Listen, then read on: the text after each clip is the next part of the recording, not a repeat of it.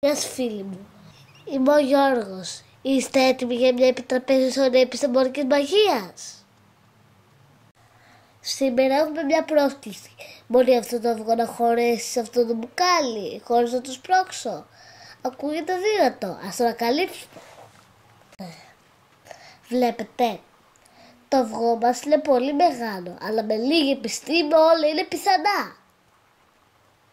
Ας ανάψει ο μπαμπάς τα σπίρτα και να τα ρίξει αναμένα μες στο μπουκάλι. Τώρα εγώ θα βάλω το αυγό στο στόμιο του μπουκαλιού. Αχά, επιστημονική μαγεία σαν τάση. Το μπουκάλι ρουφάει το αυγό.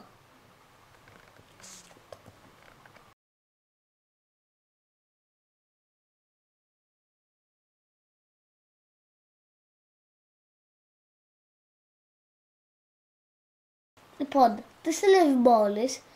Όταν τα σπίρτα κάηκαν, καταναλώθηκε λίγο οξυγόνο μέσα στο μπουκάλι μας. Και καθώς ο αέρας ψήχθηκε, η πίεση στο ιστορικό έπεσε. Ο αέρας έξω έλεγε πήγαινε αυγό και το έσπρωξε αμέσως μέσα. Αυτό είναι λοιπόν το πείραμά μας. Εγγραφείτε για περισσότερες στάσεις στο επιστημονικό μας ταξίδι.